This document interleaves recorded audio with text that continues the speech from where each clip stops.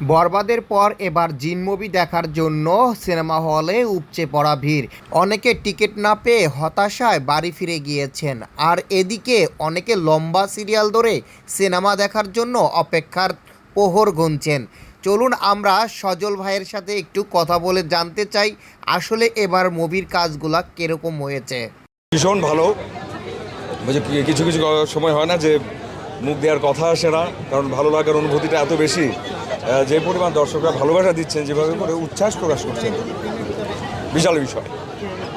আমি অনেক আশাবাদী একজন মানুষ। আসলে অনেক রকমের অনেক কিছু শোনা যায়, হয়তো অনেক কিছু ঘটেও, কিন্তু আসলে আমরা যদি নিজেরা দেশকে ভালোবাসি, আমরা যদি আমাদের দেশের চলচ্চিত্রকে ভালোবাসি, তাহলে আসলে সবাইকে সহযোগিতা করা উচিত, যাতে আমাদের চলচ্চিত্র সমৃদ্ধ হয়, আমাদের ইন্ডাস্ট্রি সমৃদ্ধ হয়, এবং সবাই যদি ভালো করে, যদি ভালো ভালো কাজ আসে। যেভাবে এবারও অনেক ভালো ভালো ছবি এসেছে, প্রত্যেকটা ছবি খুব ভালো। তো এমন ভালো ছবি যখন আসতে শুরু করবে, তেমন এই ধরনের উৎসব তৈরি হবে, উদযাপন তৈরি হবে। বরং আমি বলবো, কোনো রকমের যদি বিষয় থেকেও থাকে, সেই জায়গা থেকে আমরা বের হয়ে এসে আমরা সুন্দরভাবে নিজেদের স্বার্থে নিজেরা নিজেদেরকে সাহায্য করি এবং সামনের দিকে এগিয়ে যাই। কাজগুলো হয়েছে ভাই, জি, অসাধারণ কাজ। তো আপনি যখন কাজ করেছেন, আপনারা তো যেভাবে কাজ করেছেন এবং আউটপুট যেটা দেখছেন, আপনি নিজেও দেখেছেন মুভিটা, তো কেমন লাগতেছে ভিএফএক্স এর কাজগুলো, এবং মনে কেমন মনে হচ্ছে যে যেগুলো টলিউডের মুভিগুলো রয়েছে সেরকম আসছে কিনা? আমরা আসলে চেষ্টা করেছি, এবং এবার বাংলাদেশের অলমোস্ট টপ মোস্ট ভিএফএক্স যারা ভালো করেন তাদেরকে দিয়ে করানোর চেষ্টা করা হয়েছে।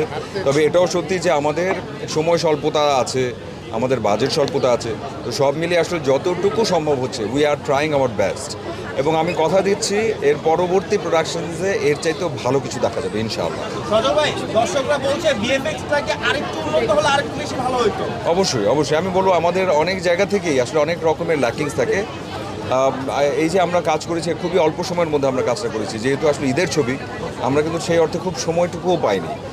এবং এটা আমি সবাইকে বলেছি, আমরা যখন গানের শ্যুট করছি তখন রোজা চলছে, হ্যাঁ, এর মধ্যে এডিট শেষ করে ভিএফএক্স অ্যান্ড অল, এগুলো একটু সময় সাপেক্ষ বিষয়। তারপর আমরা বলবো আমরা আসলে চেষ্টা করেছি। তারপর যদি কোনো ভুল ত্রুটি থাকে, প্লিজ সবাই একটু ক্ষমা সুন্দর দৃষ্টিতে দেখবেন। Thank you. বিষয় ছিল,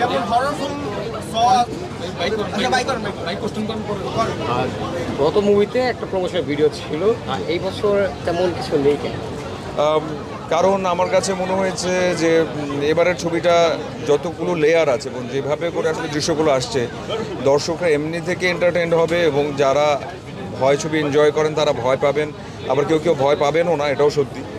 তো মোটামুটি সব কিছু আসলে ছবির ভিতরেই আছে। তো আলাদা করে আমরা জানান দিতে চাইনি, যাতে করে গল্পটা বের হয়ে না আসে, সেই জন্যই বলা। যেমন আমাদের একটা পোস্টার এসেছে রিলিজের পরে, ফারিয়া কিলিং পোস্টার একটা, তো সেটা আমরা আসলে সময়ও পাইনি ছাড়বার জন্য, কিন্তু এখন দর্শকরা যখন এসেছেন তারা তো দৃশ্য দেখছেন, বুঝতে পারছেন যে কী হচ্ছে। Thank you.